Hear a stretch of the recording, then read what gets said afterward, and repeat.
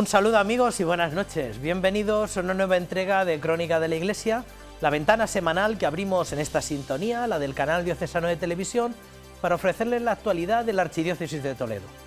Abordamos el recorrido eclesial de la Iglesia toledana en esta particular cuaresma que el Señor nos ha puesto por delante, con la misma intención de siempre, la de seleccionar los eventos y los testimonios que mejor representan nuestra comunidad eclesial y presentarlos pensando en todos y en cada uno de ustedes que se merecen lo mejor. Pasen y vean, a ver si está a su gusto. La parroquia de Ocaña acogía este pasado sábado el primero de los 2 encuentros diocesanos de niños previstos para esta cuaresma. La cita tenía como destinatarios los pequeños de las vicarías de La Mancha y de la Sagra, y acudieron a ella más de 300, acompañados por sacerdotes, catequistas y responsables.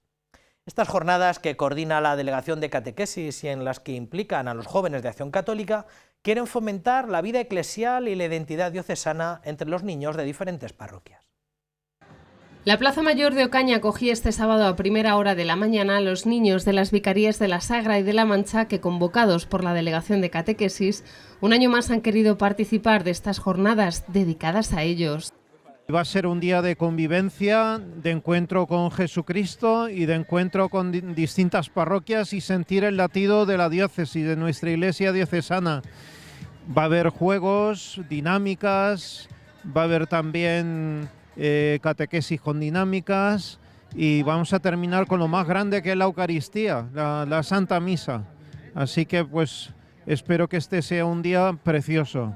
Vamos a rezar por el fruto de esta jornada de niños.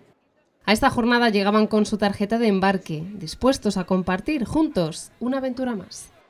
Estamos aquí en Ocaña con estos niños, ¿verdad? Bueno, con estos y con todos los que hay ahí detrás, que son más de 250 niños y todavía no hemos terminado de hacer las inscripciones y la acogida, o sea que esperamos un poquito más. Y estamos aquí en Ocaña hoy, en este día 7 de marzo, haciendo esta jornada de niños de la Delegación de Catequesis para disfrutar, ¿verdad? Porque estos niños vienen a disfrutar, ¿verdad que sí? Ellos esperan sobre todo, que es lo que hemos preparado, un día de alegría, de juegos, de diversión y de oración también, porque todo esto lo hacemos para estar con el Señor. La jornada comenzó con una breve meditación en la capilla de la patrona de Ocaña, Nuestra Señora de los Remedios. Los valores y la familia era el tema de esta jornada en la que participaron 300 niños acompañados por sus catequistas o sacerdotes. ¿Por qué papá y mamá hacen todo eso? ¿Por qué papá y mamá nos cuidan, nos preparan la comida, nos hacen ser responsables, nos hacen ser respetuosos? ¿Por qué? Porque nos quieren. ¿Y qué es querer? ¿Qué valor es? El amor y la familia. El amor en la familia. El sábado 28 de marzo la parroquia de Santa Olaya acoge esta jornada para los niños de las vicarías de Toledo y de Talavera de la Reina.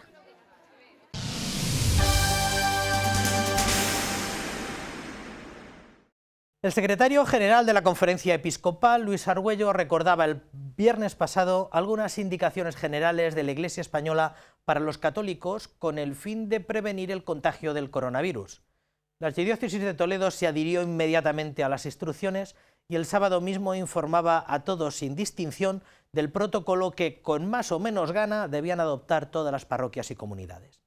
Lo más difícil siempre es combatir el virus de los miedos y las falsas noticias. Tal y como hiciera la pasada semana, adhiriéndose a las indicaciones preventivas adoptadas por la Conferencia Episcopal Española, la Archidiócesis de Toledo ha adoptado una serie de medidas de cara a la crisis del coronavirus. Se trata de una serie de decisiones tomadas en su conjunto por los obispos de la provincia eclesiástica de Toledo y que afectan a la actividad diaria de la Iglesia diocesana. Se suspenden las catequesis, las actividades organizadas por grupos, movimientos o entidades eclesiales y que están acordes con las recomendaciones lanzadas por las autoridades sanitarias.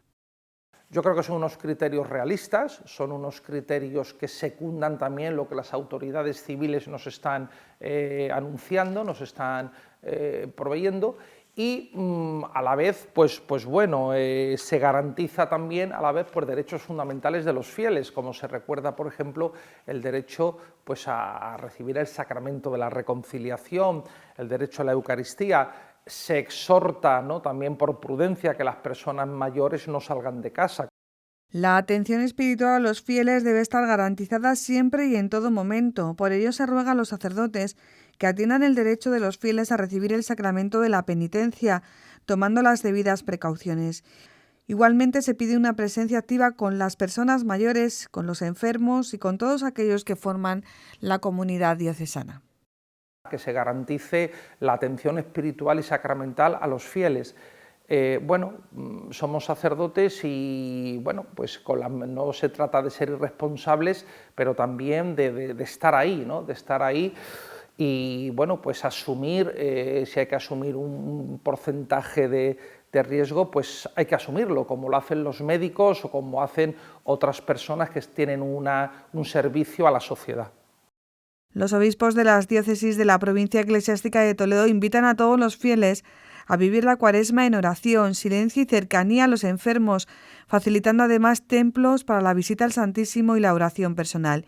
Igualmente se insiste en que no se cerrarán las iglesias hasta que no lo advierta así la autoridad sanitaria.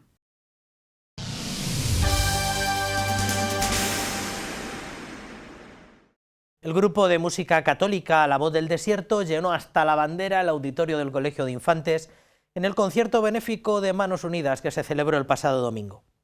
Los célebres curas roqueros de Alcalá de Henares no defraudaron en el recital con el que repasaron lo más selecto de estos 15 años de carrera musical. Se trató de una verdadera catequesis y no faltaron los testimonios, como el del padre Hugo, que recordó a los asistentes las muchas estrecheces por las que pasan los cristianos en Siria.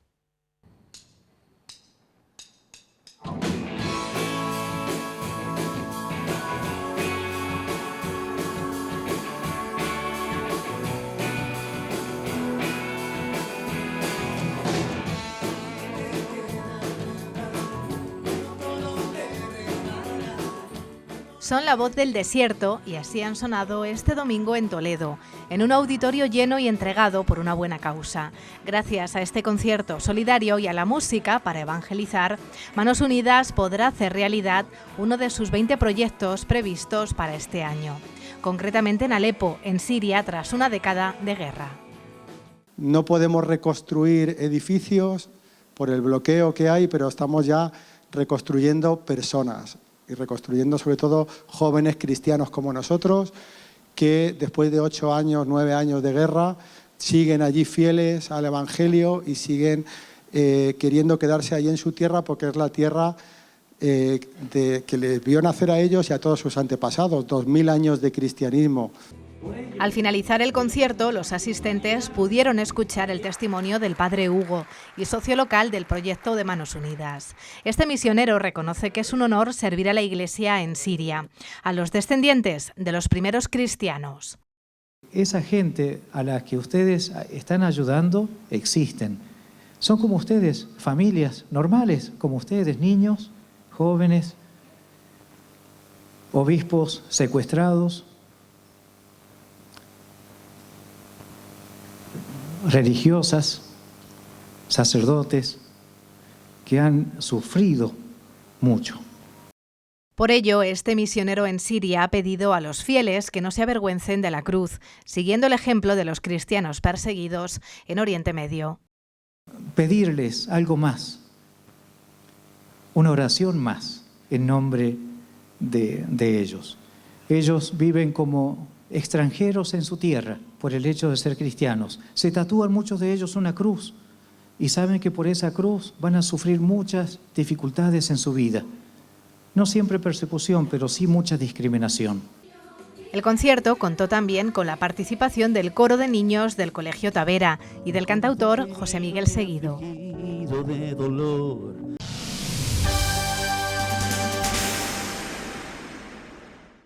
El Salón de Actos de nuestro Seminario Mayor acogió el lunes y martes pasado las 13º Jornadas de Pensamiento Católico, que este año giraron en torno al misterio de la Trinidad. El arzobispo don Francisco recibió la bienvenida e inauguró las jornadas en lo que fue su primer acto oficial al frente de los institutos de formación teológica.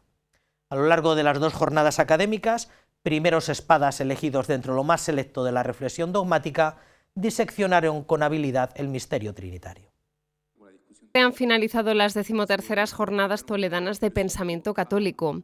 Un encuentro que comenzó ayer con la inauguración en la que participó el señor arzobispo de Toledo. Es la primera vez que nos preside don Francisco Cerro Chaves como presidente de este Instituto Teológico. Ya ser cuarto. El primer presidente fue don Francisco Álvarez Martínez, en el año 2002 empieza este instituto, después don Antonio Cañizares, don Braulio hasta el día 29 de febrero y a partir del 29 don Francisco Cerro Chaves. Don Francisco Cerro destacó sus años de estudio en el Seminario Mayor San Ildefonso de Toledo y advirtió que es necesaria una buena formación teológica para poder dar razones de nuestra fe. Una buena formación teológica, una buena formación en el planteamiento de nuestra vida, pues ayudará muchísimo a un mayor servicio a las almas y a la gente que nos pedirá constantemente que demos razones de nuestra esperanza. Por eso yo creo que en ese sentido me siento feliz, me siento en casa. Recuerdo todas las conferencias que escuchábamos cuando don Marcelo, que yo me imagino que esto será una continuidad de las famosas conversaciones de Toledo, teológicas de Toledo, donde veníamos y también se explicaban distintos temas y que a mí siempre me ayudaban. En su saludo, el prelado toledano reconoció que la espiritualidad de todos los cristianos debería ser trinitaria, ya que la primera comunidad que existe está formada por las 3 personas de la Santísima Trinidad. Creo que toda persona debería decir que su vida, su espiritualidad es trinitaria, pero la Trinidad desde el corazón de Cristo, desde la humanidad de Jesús. Dios es amor, nos ama en su humanidad, Dios ha amado con un corazón humano, con unos sentimientos humanos. Eso se vive en la familia de la Iglesia y en esa vida fraternal, comunitaria, porque la primera comunidad que ha existido es la Trinidad. Dios el que es. Con este título comenzó la primera de las sesiones de estas jornadas de pensamiento y estudio tras la intervención del arzobispo de Toledo.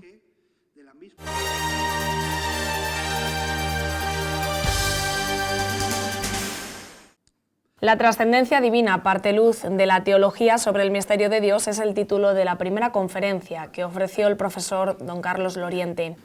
De alguna manera, un correcto planteamiento sobre la trascendencia divina se convierte en el parte luz, y de ahí el título de esta conferencia, que marca la distinción entre el genuino Dios de la revelación judío-cristiana y todas las otras propuestas filosóficas y religiosas que han sugerido tentaciones a la teología y a la espiritualidad. Ya decía San Agustín que no hay materia en que el error sea más peligroso, la investigación más laboriosa y la solución más fructífera que la unidad de la Trinidad, el Padre, el Hijo y el Espíritu Santo. Comenzó su intervención con la definición de lo trascendente como aquello que está más allá de los límites naturales. Más allá de la cuestión terminológica, designamos con trascendencia divina a la ulterioridad radical por la que Dios es distinto del mundo que ha creado, su fundamento absoluto y radicalmente simple, cuya superabundante riqueza en la plenitud del ser lo hace perfectamente uno, verdadero, bueno, eterno en contraste con la temporalidad, omnipresente respecto de la espacialidad de las criaturas. La infinitud de la esencia divina le diferencia de todo lo demás, precisamente por la limitación de las perfecciones creadas. La razón y la fe, sin embargo, nos han enseñado que esa trascendencia es de algún modo inclusiva.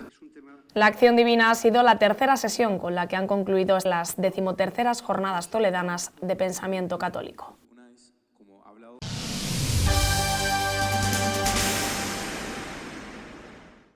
El señor arzobispo don Francisco, en calidad de metropolitano de la provincia eclesiástica de Toledo, presidió el pasado martes la reunión de prelados de las diócesis sufragáneas que se celebró esta vez en Ciudad Real. Durante la jornada, los obispos han abordado distintos temas que conciernen la pastoral de las diócesis, han avanzado en la adopción de criterios comunes y han tratado asuntos derivados de la plenaria de la Conferencia Episcopal. Y sí, también expresaron su preocupación por la pandemia de coronavirus.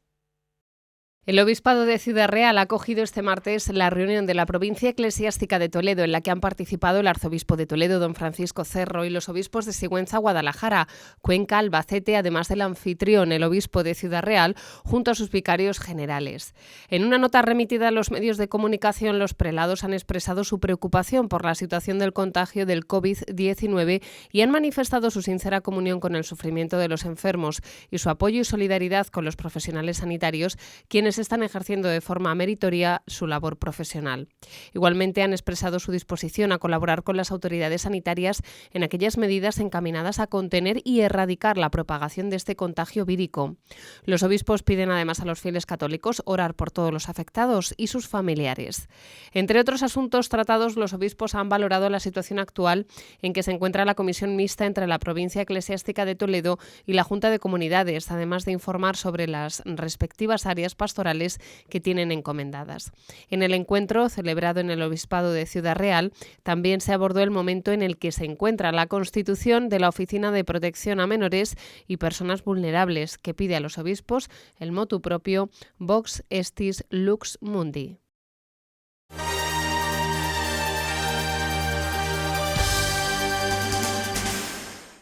Hace 15 días vivíamos en la diócesis con mucha emoción y con toda la expectación posible la incorporación de un nuevo prelado en la Cátedra de San Ildefonso. Recibíamos a un pastor diocesano en aquella misa que llamamos de toma de posesión y de inauguración del pontificado. Hoy, 15 días después, 2 semanas escasas, después de haberse incorporado a esta gran familia diocesana, a la Archidiócesis de Toledo, tenemos el lujo, tenemos el gusto de contar con la presencia de don Francisco Cerro Chaves, arzobispo de Toledo, primado de España. Don Francisco, buenas noches. Buenas noches. ¿Cómo ha vivido estos últimos 15 días que lleva al frente de la diócesis de Toledo, después de del fervor de la misa de acogida?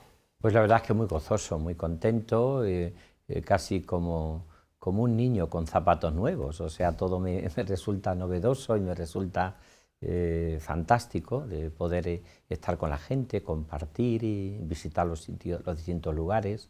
La verdad es que ha sido y está siendo una experiencia muy hermosa, muy de asombro, muy de asombro. Aunque todavía no se han decantado, por lo menos no se han serenado los sentimientos, ¿cómo fue aquel sábado la misa de su toma de posesión con este fervor, por lo menos con la solemnidad con la que se viven estas cosas en la ciudad, desde la Puerta Bisagra hasta la catedral? ¿Cómo lo vivió aquella jornada? Pues lo viví con mucha intensidad porque realmente Toledo y la catedral y todo lo que significa esta archidiócesis a mí me imponía mucho respeto y también pues mucha emoción. La respuesta magnífica de los obispos, del clero, de la gente, del pueblo de Dios, y eso que siempre se ha caracterizado en Toledo de bien cuidado las ceremonias, con mucho gusto, con mucha solemnidad, pero a la vez también con mucha austeridad.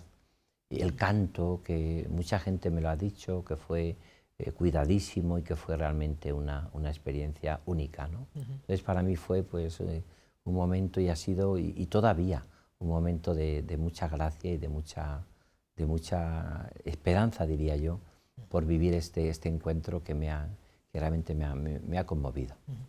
Aunque no hemos dejado de oír hablar de usted a lo largo de todos estos años, sí que es verdad que empezamos a oír hablar de usted más especialmente a partir del mes de agosto. Sí. Sabemos desde finales de diciembre que se hace público su nombramiento como arzobispo de Toledo. ¿Desde cuándo lo sabe usted? Pues a mí me llamó el señor nuncio de parte de su santidad el Papa Francisco el día 9 de diciembre. Estaba yo dando un retiro a las clarisas contemplativas de mi diócesis y al terminar la última meditación de la mañana, antes de comer con ellas, pues me llamó el señor nuncio. La primera llamada yo vi que estaba, pero no la pude coger porque estaba dando la charla, pero cuando salí enseguida y cuando yo iba a responder a esa llamada, me volví a llamar. Y entonces me dijo eso, que en nombre del Papa Francisco le nombraba arzobispo de Toledo, pero tiene usted que aceptarlo. Y entonces digo, bueno, pues muy bien, pues yo voy si usted me dice, voy a nunciatura cuando usted me diga, señor nuncio. Y no pude ir el día siguiente porque él no podía, me dijo, pues vete, creo que era el día 10 o el día 11, claro. vente aquí, vienes una hora antes y después le invitamos a comer. Y así fue, y entonces en un momento después de hablar, pues yo firmé autógrafamente, sí, tienes que firmar, más que firmar, como dirigir una carta al Papa de personal de aceptación. Ya, o sea, que más allá de la aceptación telefónica, claro, se requiere una formalidad. Sí, no, quiere decir que es una cosa como muy seria para que sea a través de una llamada telefónica, ¿no? La llamada telefónica era sencillamente para comunicarme un encuentro. ¿Cómo que experimentó cuando el Santo Padre le propone la Archidiócesis de Toledo? Usted se formó sus primeras aventuras pastorales, tanta gente conocida, tantos años de juventud. ¿Cómo vivió el nombramiento como arzobispo de Toledo? Pues la verdad es que, voy a repetir, con mucha, podríamos decir, perplejidad. O sea, decir que yo no esperaba nunca ser arzobispo de Toledo, ni siquiera ser obispo cuando me eligieron. No es que se haga para esto, haya que hacer unos cursillos y entonces aquí me presento yo para ser arzobispo de Toledo. Yo nunca lo pensé. Y es verdad que quizá por mi experiencia de haber estado aquí y haber conocido tantas cosas, pues todavía como mucho más responsabilidad y como mucho más, en cierta manera, decir, bueno, pero realmente yo pienso que es la confianza en Dios. En tu nombre, Señor, echaré las redes. Pero uno se siente como podríamos decir, casi desbordado de eso. Yo me parecía como que cuando la Iglesia te llama y te dice, pues uno debe aceptar, ¿no? Es verdad que puede o no puede aceptar, pero yo siempre digo esa frase de San Francisco de Sales, que marcó mucho siempre mi vida: yo nada pido, Señor, pero nada rechazo. Sí. Dios sabe que existo, decía él. Nada pedir, nada rechazar, Dios sabe que existo. Se trataba en realidad, lo que vivimos hace 15 días, de su segunda llegada a Toledo, porque su primera llegada a Toledo fue cuando era extremadamente joven, alumno de filosofía, y vino aquí a Toledo a acabar la teología. Exactamente. ¿Por qué Toledo? ¿Por qué salir de Cáceres y venir para acá? ¿Cómo fue? Pues muy claro y muy sencillo, porque yo quería una formación y una vivencia de lo que significaba un pastor como se estaba formando en Toledo, y yo por eso pues me parecía que era... yo había estado muy tranquilo, muy feliz y muy contento en mi seminario de Cáceres, donde estuve muchos años, pero yo pensaba que la formación de Toledo, sobre todo me parecía que era mi sensibilidad de pastor iba mucho más. Don Marcelo entonces también marcaba un estilo de seminario que a mí me parecía pues como muy serio, muy fiel a lo que la Iglesia en esos momentos pedía, y yo me fui contento y he estado feliz en Toledo esos años. Luego también hay que reconocer que la altura de verdad que tenía en esos momentos el seminario de Toledo era realmente cuando uno piensa los profesores que tenías y que los veías en el programa. Dice, sí, algunos venían hasta de Roma, venían algún profesor de la Gregoriana, dice, realmente don Marcelo cuidó el seminario como la niña de sus ojos. Y a mí me parecía que era bueno. No había más que ese motivo, una mayor formación en lo que en esos momentos yo pensaba que era el criterio de lo que la Iglesia quería para un seminarista. Sus primeros años pastorales tuvieron lugar en la diócesis y en concreto en la ciudad. Está la gente desempolvando fotos de aquellas épocas, donde todo el mundo es tan joven y donde bueno, pues recuerdan aquella parroquia San Nicolás de Bari, cuando el casco era... pues había más gente viviendo en el casco histórico, aquellos conatos primeros de pastoral juvenil organizada que se deben a usted, aquella primera mesa de la juventud, creo que se llamó. Sí, conciliaría diocesana, conciliaría de la ciudad. Que tal vez fue una intuición de don Marcelo, me parece recordar. Que fueron 10 años, pero muy intensos. Sí, yo no llego a 10 años, porque yo me ordeno en el 81, como dije el día en la homilía del inicio de episcopado, de arzobispado aquí en Toledo, fue sencillamente, me ordenó en el 81, en el 85 yo hago la mili, porque tenemos que hacerlo todos los curas, es cierto. Entonces yo hago la mili, marcho a Rabás, Alicante, y después vuelvo. Ya cuando vuelvo me mandan a Santa Teresa, y en Santa Teresa estoy también, Y luego ya prácticamente me acuerdo que un día también cenando con don Marcelo me dijo, te vamos a enviar a estudiar teología espiritual a Roma. Me lo dijo, allí estábamos un grupo pequeño, y entonces ya en el 87 yo voy a estudiar en octubre a Roma. Voy a hacer la licenciatura en teología espiritual, luego hice el doctorado. Entonces yo estoy esos años, que no son muchos, no llegan a ser 10 años. Claro, 10 años pueden ser contando los del seminario, sí. Pero mi vida aquí en Toledo son esos años que estoy en San Nicolás. Me nombra también luego don Marcelo director de la Casa de Ejercicios del Buen Pastor, y sobre todo me dedico a los jóvenes. En esos momentos surgen cantidad inmensa de iniciativas, porque es verdad que don Marcelo era también, por aquella época fue era el año de la juventud, me acuerdo que estaba, se hizo este evento. Entonces don Marcelo me nombra a mí conciliario de Toledo, me puso así, ¿no? Más centrado en la ciudad y en algunos pueblos, pero sobre todo. Y claro, empezamos a formar muchas cosas. Me acuerdo una cosa, lo recuerdo con mucha emoción, que por cierto, leyendo la vida de don Marcelo, en algunas biografías aparece, el encuentro que tuvimos del Año Santo de la Redención, que juntamos cerca de 4.000 jóvenes en la catedral. Nunca quizás había juntado. Empezamos a formar grupos de jóvenes, y realmente fue una experiencia magnífica. Aquellos conciertos. Conciertos de recordar en La Vega, publicaciones también que Brotes se de Olivo, haciendo, todo lo que se llevaba entonces. Luis Alfredo, que vino también, vinieron los grandes cantautores de aquella época, sí, vinieron, y muchas otras realidades que luego va a dar lugar a también se empiezan las peregrinaciones. Peregrinaciones que luego está La Mancha con Cristo de Urda, pero antes habíamos empezado Guadalupe. Que empezamos desde aquí nosotros, que luego las Antonio Cano y los distintos delegados episcopales después ya se llama delegación o secretariado, porque era más adecuado que conciliaría, que tiene como más que ver con la acción católica, que es un nombramiento como mucho más de... Y sin embargo, pues esto era una delegación que funcionaba muy bien y con mucha vida. Eso parecía que al principio no quedaba muy claro si era la Mesa de Juventud de la ciudad o era una delegación diocesana. Claro, sí. Una especie de híbrido. Exactamente, sí, porque don Marcelo es lo que hace en esos momentos. Claro, tampoco estaba tan desarrollada la pastoral juvenil en España. Entonces él, como un poco en ese sentido, una cierta pionero, ¿no? Porque entonces pues la juventud se puede decir que no estaba tan cuidada como luego se empezó a ver por los obispos, que había que cuidar ese sector de la juventud que era muy importante. Iban a golpe de intuición, en muchas de estas cosas. Pero nosotros en muchas cosas, y luego cuando se empezaba, como ahora en muchos temas, ¿no? Cuando se empezaba a hablar de la juventud, siempre se citaba a Toledo como un auténtico, yo creo que llamada a trabajar con la pastoral de juventud seriamente. Por ejemplo, algo tan actual como hoy, que es el acompañamiento de los jóvenes, acompañamiento espiritual, nosotros empezamos enseguida a realizarlo. Usted es cacereño y ha estado mucho tiempo en la diócesis de Coria Cáceres.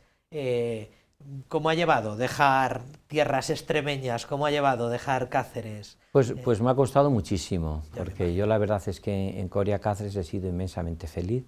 Ha habido como una especie como de tande en el cual yo me he sentido muy a gusto con la gente, con los sacerdotes y también yo creo que conmigo. Entonces ha sido una experiencia, se ha trabajado mucho.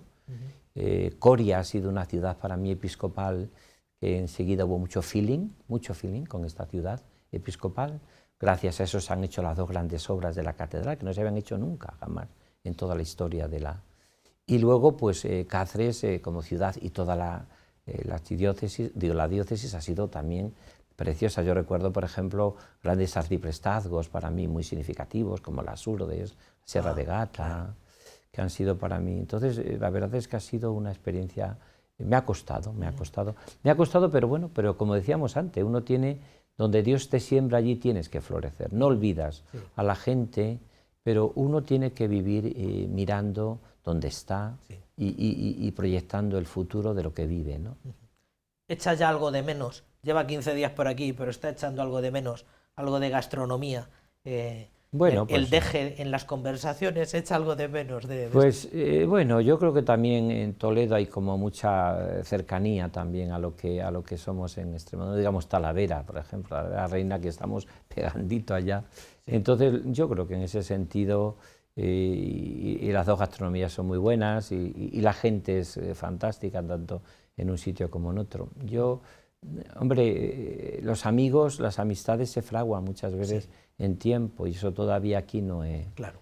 Aunque es verdad que yo tenía amistades de tiempo anterior, pero sí que he hecho muchas cosas de menos, pero también, vuelvo a repetir, aquí estoy también empezando ya a descubrir que muchas cosas lo importante es entregar la vida, lo importante es estar con la gente, lo importante es la cercanía, que para mí es muy importante a sus sufrimientos, a sus problemas, a sus dolores, ¿no? Lleva muy poco tiempo y todavía no le ha dado pues igual tiempo ni siquiera a ordenarse en lo más elemental, cuanto más a tener juicio sobre las cosas. Pero, ¿qué es lo primero que le ha sorprendido de Toledo?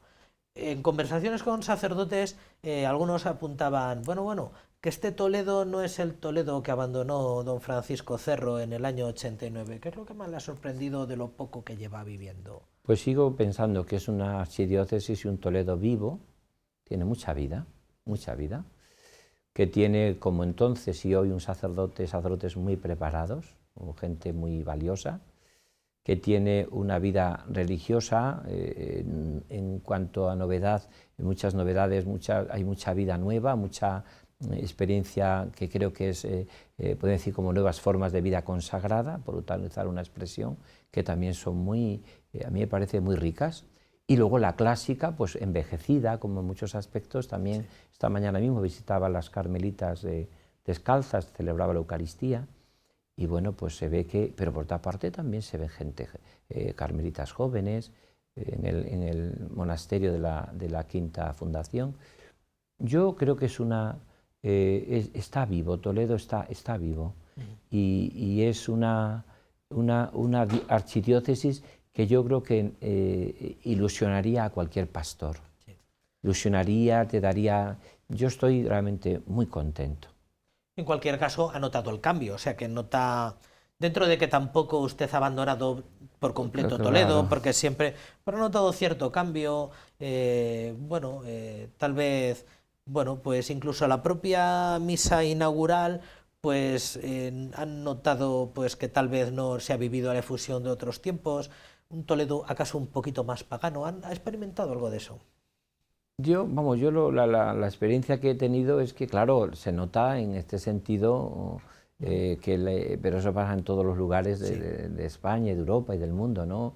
Hombre, se nota que ya es se va avanzando una cierta secularismo, eso se va avanzando, pues que ya a lo mejor nuestras iglesias, pues habrá muchas parroquias que tengan muchos jóvenes, pero hay otras parroquias, o algunos jóvenes, hay otras parroquias que les cuesta más mantener, gente mayor, pues todo eso se ve, ¿no? Y luego, pues todo lo demás también, pues suele suceder también, en que a lo mejor no podemos estar con la nostalgia de hace 40, 50 años, sino que pues esto, la vida cambia y todo. Pero yo pienso que sustantivamente hay muchas realidades que siguen siendo las mismas, ¿no? Y que yo creo que donde se sigue ofreciendo con pasión el Evangelio, se sigue ofreciendo un gran servicio y donde seguimos tratando de evangelizar con corazón, como yo decía en la homilía de la toma de posesión, yo creo que hay mucha vida y la gente se vuelca. Y no podemos decir que ahora sean tiempos. Yo me acuerdo una frase mucho de San Agustín, que yo la utilizo mucho: no existen tiempos buenos ni tiempos malos, existen los tiempos que a cada uno le toca vivir y ahí tiene que sembrar y florecer y entregarse. A mí qué más me da que hace 100 años fuese un tiempo estupendo, si yo no he tocado vivir, y qué me importa que dentro de 200 años todo vaya mejor, si tampoco lo voy a vivir. Yo tengo que vivir el tiempo que me toca vivir, y vivido con pasión. Tenemos siempre la impresión de que vivimos los tiempos más recios del mundo, sí, ¿no? Claro, cada generación claro. Piensa, ¡ay, qué tiempo más recio! Yo he escrito 7 vidas, por ejemplo, de santos, 7 biografías de santos, algunas más profundas o más científicas, otras más sencillas. Los santos vivieron épocas mejores que esta, o peores que esta. Vivieron las suyas. Vivieron las suyas. Claro. El día de la misa, el día de la toma de posesión, tratamos de ofrecer una cobertura lo más amplia posible, desde la entrada en la ciudad hasta que bueno, pues hasta casi el filo de la hora de comer, y tuvimos la impresión cuando lo tratábamos de emitir para la diócesis de Toledo y para toda España, que se encontraba con rostros conocidos, y tuvimos la impresión que usted es buen fisonomista, porque es capaz de reconocer a gente después de mucho tiempo, y que, bueno, pues que se ha encontrado con gente, le vimos complicidad con gente a la que redescubría después de mucho tiempo. Es verdad que ha vuelto a encontrarse con muchas personas que hacía tiempo que no... Sí, claro, es decir, es verdad que yo cuando salgo de Toledo, pues prácticamente yo vengo aquí cuando hay alguna invitación oficial, que me invitaron, di 2 ejercicios espirituales, por ejemplo, al seminario, que soy de los pocos directores de ejercicios que ha dado 2 veces ejercicios al seminario de Toledo. También di alguna vez a los sacerdotes, algunos laicos que me pedían. Entonces, muchos de ellos yo me acordaba, claro, y muchos de ellos, pues aunque, como me pasó el otro día también en la conferencia del seminario, se me acercaron 3 o 4 y enseguida digo, oye, tú eres Pedro, o tú eres Juan, o tú eres Fernanda, o sea, porque es muy difícil que una persona no, sobre todo si ha sido personas que han estado en contacto contigo. Y es verdad que yo quise tener ese gesto de saludar a la mayoría de la gente, porque me parecía que era importante el esfuerzo que habían hecho tantísima gente de venir de los pueblos de Toledo, de lejos, o también de los de la ciudad. A veces esa dificultad de estar en una ceremonia, que a veces es larga, y ese gesto de afecto y cariño hacia el obispo que entraba, yo creo que en ese sentido me sentí muy a gusto. Y es verdad que puedo decir sin ánimo que la mayoría de la gente las conocía. La mayoría de la gente las conocía y sí que había mucho. Los sacerdotes también que se acercaron, me ilusionó mucho saludar a muchos de los curas. Sé que la inmensa mayoría no se pudo quedar a saludarme porque se tuvieron que marchar, porque tenían misas, tenían otro tipo de compromisos, ¿no? Por eso. Una de las últimas impresiones que le voy a pedir, dentro de que estos son primeras impresiones y siempre susceptibles a... ¿Ha tenido la impresión de que, bueno, pues la archidiócesis de Toledo es un sitio más exigente, como a veces creemos los que estamos aquí, que bueno, pues que la archidiócesis de Toledo, cargada de historia, en un presbiterio muy amplio, es un sitio muy exigente donde el arzobispo está más expuesto, si se me permite la expresión, que en otras sedes? Empiezo a tener esa impresión, ha tenido siempre esa sospecha de Toledo es un sitio donde, bueno, pues es una curia más abigarrada porque hay mucha más gente que probablemente la cacereña. ¿Tiene esa impresión o empieza a tener impresión de todo esto? Todo eso es verdad. Es decir, que es una archidiócesis milenaria donde el arzobispo tiene un papel muy importante como pastor y como personalidad que es significativa dentro de la ciudad y dentro de la archidiócesis, ¿no? Es una archidiócesis muy grande. Sí. Y luego es verdad que tiene probablemente de los cleros más numerosos y podría decir incluso a nivel de edad más formado y más preparado de España en ese sentido, ¿no? O sea, cuando uno piensa la media de edad de Toledo, y luego pues es verdad que se os ha visto, por ejemplo, hasta en el mismo congreso de laicos, el laicado tan preparado y esto de medios que tiene Toledo, probablemente lo que estamos, yo creo que también es único. Es verdad.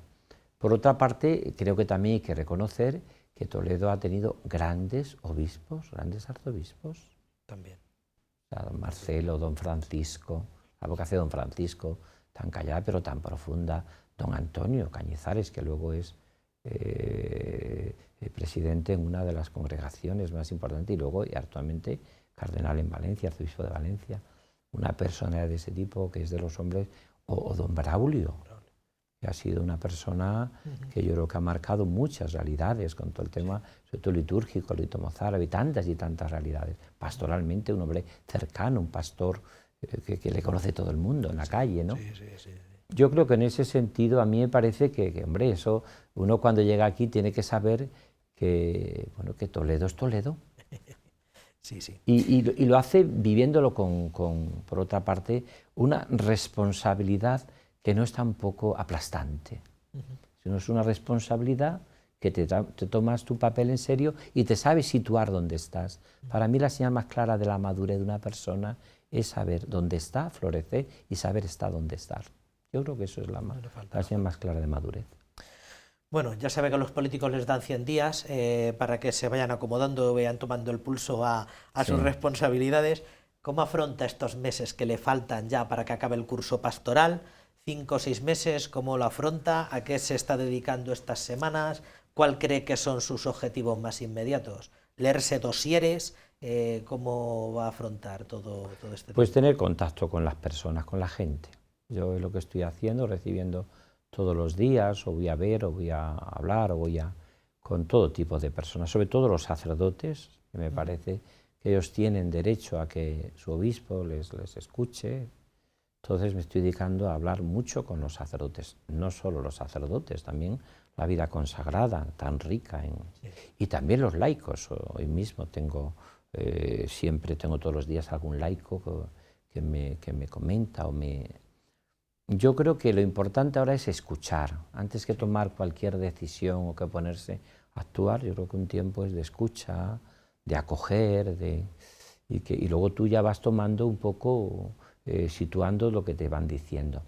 Y después yo siempre, mi programa lo dije en la homilía, y es lo que he hecho cuando estuve en Valladolid, los casi 20 años, lo que he hecho en Coria Cáceres, lo que voy a hacer en Toledo, una pastoral con corazón, una evangelización con corazón. Lo importante son la gente, son las personas.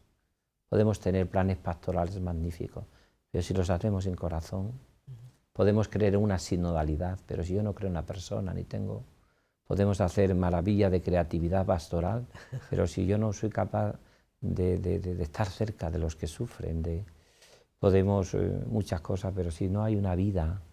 Entonces, es que el programa es muy sencillo. Uno piensa, ¿se pueden hacer las cosas, me refiero, estructuralmente mejor que están hechas en Toledo? Probablemente muy pocas. Sí. Pero desde que llegó ya don Marcelo, don Francisco, los planes pastorales están acabados, ¿Se puede hacer mejor planteamiento de un seminario cómo está aquí? Pues bueno, puede mejorar un poquito o puede, entre comillas, si no se vive bien, ir para atrás, ¿vale? Pero la clave para mí está en cómo dar vida a todo lo que tenemos y cómo hacer que el objetivo de la Iglesia, que es y el objetivo del Evangelio, que es que vivamos con los sentimientos del corazón de Cristo, que es la santidad, que tanto nos ha llamado el Papa Francisco, ¿no? Sí. Por ir acabando, don Francisco, ¿cómo podemos ayudarle inmediatamente? O sea, ¿qué espera de nosotros? ¿Qué espera de nosotros a fondo perdido? Pero ahora más inmediatamente, ¿cómo podemos ayudarle los diocesanos? Todos los que nos ven a través de los medios de comunicación, ¿qué podemos hacer por usted en este momento? Pues lo primero que dice el Papa Francisco, rezad por mí. Rezad por mí. Y lo segundo, la corresponsabilidad, que está tan en el Concilio Vaticano II. Corresponsabilidad, los sacerdotes son realmente, sin los sacerdotes el obispo no puede hacer nada. Es que yo no puedo hacer nada. Si los sacerdotes no están en comunión conmigo, no viven ese gozo y esa alegría, pues es que nada. Sin la vida religiosa, que es expresión de la santidad de la Iglesia, sin la vida consagrada, ¿qué puede hacer un obispo? Y sin los laicos que es la transformación del mundo según el corazón de Dios, que dice el Vaticano II. Entonces yo lo que pediría es una palabra, la corresponsabilidad. El arzobispo sin los sacerdotes, sin la vida consagrada y sin los laicos, no es nadie, no puede hacer nada. Yo cuando me decían, ¿y cómo ha hecho usted tantas cosas en Coria Cáceres? Y la cantidad de realidades que ha tenido usted, y cómo, que es verdad que ha sido muchas realidades en estos 13 años, pues porque he tenido un grupo o unas personas que han colaborado conmigo. Si no, es imposible. Sí. Yo no tengo un buen equipo en el seminario, en la pastoral, en las parroquias, lo importante que son los párrocos, ¿no? Y tan clave. Yo estoy convencido de que solamente en la medida en que nos tomemos en serio la corresponsabilidad, la Iglesia no es el arzobispo solo, claro. Somos todos Iglesia, ¿no? Pero además de verdad, o sea, por el bautismo, somos todo Iglesia. Sí. Muy bien, don Francisco, pues muchísimas gracias por estar con nosotros. Renovamos desde aquí, como hemos estado viviendo a lo largo del último mes, la comunión con Cristo nos viene a través de usted. Y, muchas gracias. Y le recibimos y al canal diocesano, que hace tantísima y tan buena labor. Ya. Y nada más, ya sabe que tiene las puertas abiertas. Le recordaremos como a su antecesor el inaugurar el curso pastoral, pues también aquí, nuestra programación pastoral todos los años. lo hizo don Braulio, y le invitaremos a que usted pues también Estupendo. el programa del Plan Pastoral que presenta con solvencia Conchi Moreno, pues que lo inicie todos los años, y bueno, ya sabe que tiene usted aquí su casa para lo que quiera transmitir a los diocesanos. Pues muchas gracias, de verdad y de corazón. Muchísimas gracias, don Muy Francisco. bien, muy bien.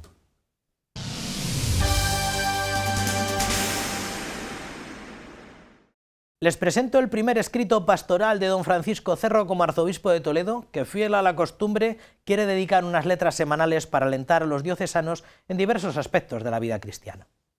El prelado dedica esta primera exhortación al día del seminario que celebraremos, si Dios quiere, el próximo domingo 22 de marzo.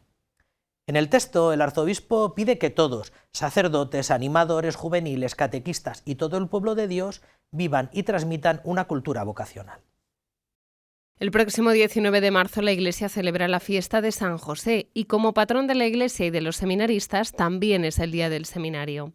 Por este motivo el señor arzobispo de Toledo escribe sobre esto en su reflexión semanal para Padre Nuestro. Don Francisco Cerro asegura que el seminario es el corazón de la diócesis, que tenemos que seguir potenciando y estar siempre en campaña vocacional.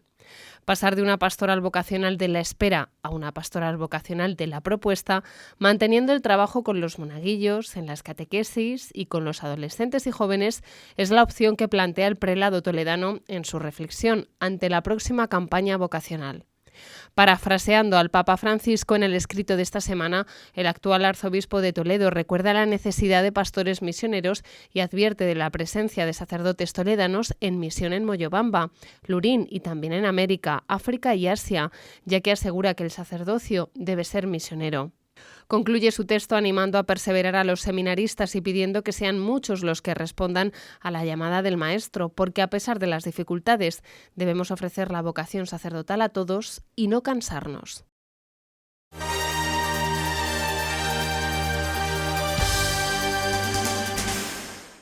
El Papa Francisco, recluido en sus dependencias del Vaticano por la pandemia de coronavirus, que asedia Italia, como saben, celebró su primera audiencia general virtual el pasado miércoles con agradecimiento para los trabajadores de la salud, pero instando al mundo a no olvidar la difícil situación de los refugiados sirios. La cuarta bienaventuranza era el tema de la catequesis del Santo Padre que, junto a otros 10 sacerdotes, se reunió en la Biblioteca Oficial Papal para una audiencia que se transmitió por streaming. Queridos hermanos y hermanas, nuestra reflexión de hoy nos lleva a considerar la bienaventuranza: dichosos los que tienen hambre y sed de justicia, porque serán saciados, que no se refiere a un deseo genérico, sino a una exigencia vital, cotidiana de todo ser humano, la necesidad de nutrirse para sobrevivir. Pero aquí se habla de hambre y sed de justicia. ¿Qué quiere decir hambre y sed de justicia? No es la sed de venganza, tampoco es solo el dolor de los pobres y de los oprimidos, que Dios conoce bien y que no le es indiferente. Es una justicia más grande que el derecho humano a la equidad, la verdad y la justicia social, más grande también que la perfección personal. Se trata de la justicia que viene de Dios, de esa inquietud, de ese anhelo que está presente en lo más hondo del corazón, aún en el corazón del más corrupto y alejado del Señor. Es la sed de bien, de verdad, de eternidad que el mal no puede borrar. Es la sed de Dios suscitada por el Espíritu Santo que todos llevamos en lo más íntimo de nuestro ser y que San Agustín nos recuerda cuando escribe: para ti nos has hecho, Señor, y nuestro corazón está inquieto hasta que no descanse en ti. Saludo cordialmente a los fieles de lengua española. Pidamos al Señor Jesús que nunca nos haga faltar el agua viva del Evangelio, única capaz de saciar nuestra sed de Dios, y nos conceda también su Espíritu Santo para poder cumplir la voluntad del Padre con un corazón lleno del amor de Dios y bien dispuesto al servicio de los hermanos. Que Dios los bendiga.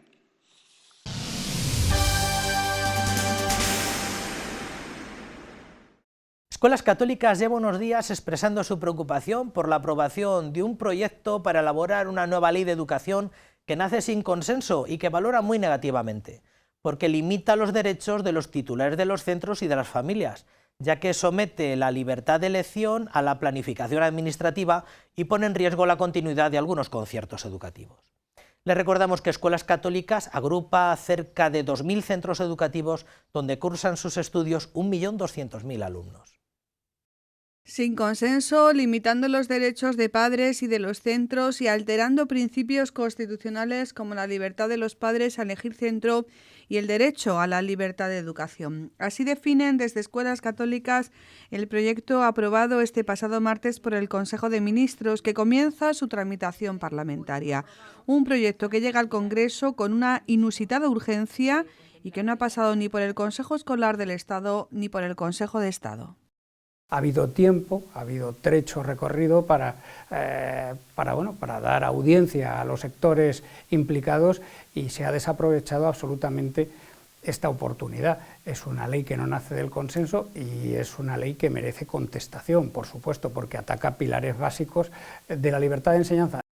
Escuelas Católicas, institución que representa a cerca de 2.000 centros educativos en toda España, más de 1.200.000 alumnos y 103.000 trabajadores, ha emitido un comunicado en el que recuerda al Gobierno y a la ministra de Educación que es un grave error considerar la enseñanza concertada subsidiaria de la pública. Insisten en la complementariedad de la enseñanza pública y concertada y advierten cómo el criterio de demanda social lo único que puede provocar son desigualdades.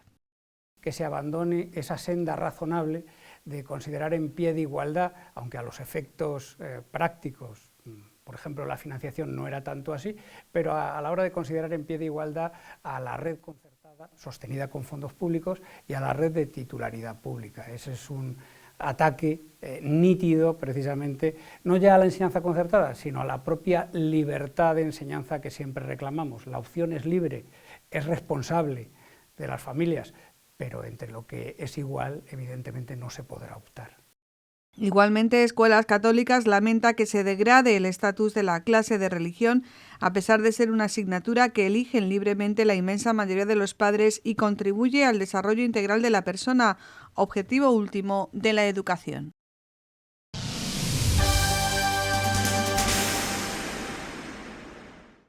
Aunque esta vez nos pasara un poco inadvertido, el primer domingo de marzo todos los años la Iglesia española celebra el Día de Hispanoamérica, una oportunidad para recordar tanto los lazos evangélicos y misioneros que unen al continente americano y a España, como a los misioneros españoles que allí viven su misión.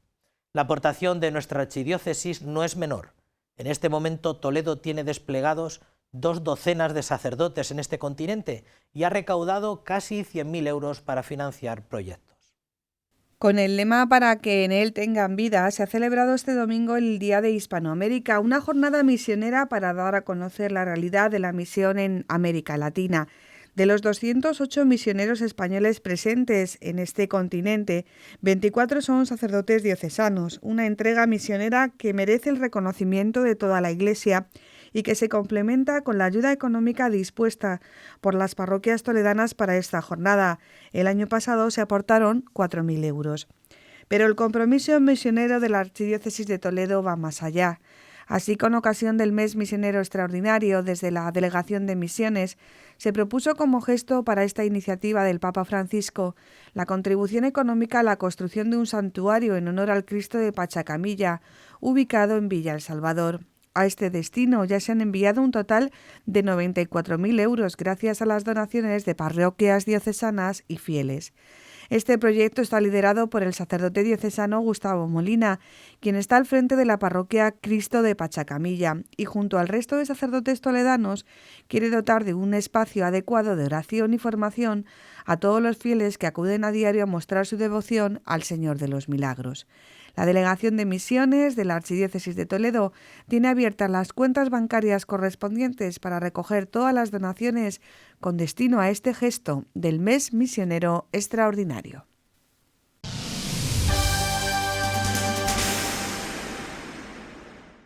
El pasado domingo el señor arzobispo presidió en la toledana localidad de La Guardia la misa inaugural de la Santa Misión Diocesana que comenzaba allí ese mismo día. Lamentablemente, al día de hoy y dentro de las medidas preventivas que se sugieren ante la pandemia de coronavirus, queda suspendida la misión y quedan aplazadas todas las actividades propias de esta iniciativa pastoral hasta nueva orden. De momento, nadie les quita lo que han vivido y lo que han compartido en las 19 asambleas domésticas. El pasado domingo 8 de marzo, la parroquia Nuestra Señora de la Asunción en La Guardia acogía la inauguración de la misión diocesana. El señor arzobispo de Toledo, don Francisco Cerro, presidía la Santa Misa a las 12 del mediodía. Comenzaba así este tiempo de gracia y evangelización que no surge del impulso improvisado de toda una parroquia, sino del esfuerzo y compromiso de los fieles de esta comunidad. Prácticamente desde octubre nos estamos reuniendo para llegar hasta este momento en el que ahora estamos. Y yo pienso que la misión en La Guardia, pero creo que en muchísimas parroquias, por no decir todas, hace mucha falta, ¿no? Porque es una evangelización muy fuerte, muy directa, y es una evangelización también que parte mucho del compromiso evangelizador de los seglares. Esta misión diocesana, sin la implicación fuerte de los seglares, no saldría adelante. Sufrieron mucho, pero amaron más. Es el lema de esta misión diocesana en referencia al Santo Niño de la Guardia y a San Juan Bautista de la Concepción, que son los santos intercesores de esta misión. Participar en ella supone un enriquecimiento para todo aquel que asume alguna responsabilidad. Tiene como dos consecuencias. En una primera, que las personas alejadas pueden acercarse gracias a este apostolado, y otra segunda, que después las personas que están aquí supongo que también lo compartirán, al ellos implicarse en transmitir la fe, su fe queda muy fortalecida, con lo cual es beneficio para todos, para los de dentro y para los que están un poco más alejados, pero pretendemos que estén dentro también. No es la primera vez que esta parroquia acoge una misión de estas características, donde también se trasladó la imagen del Santo Niño desde su ermita al templo parroquial. En el año 91, que fue la última que hemos tenido, pues también se trajo al patrón del pueblo y fueron unas asambleas muy bonitas. En estos primeros días de misión se han desarrollado las asambleas, donde 19 familias acogían en sus casas a sus vecinos. Otros han participado como lectores, anunciando a todos el amor de Dios. Yo cuando estoy ahí reunida en la asamblea, que sí, que son mis vecinos del día a día, es verdad que nos saludamos y estamos tan cerca, pero sí, hola, ¿qué tal? No sé, pues en cosas como, pues de lejos, aunque seamos tan cercanos, pero es que yo me siento ahora en la asamblea y veo a Dios en los ojos de ellos. Ante la situación actual de contagios por coronavirus, el párroco de La Guardia esta mañana anunciaba la suspensión de las actividades propias de esta misión diocesana, que estaba prevista que finalizará el próximo 22 de marzo.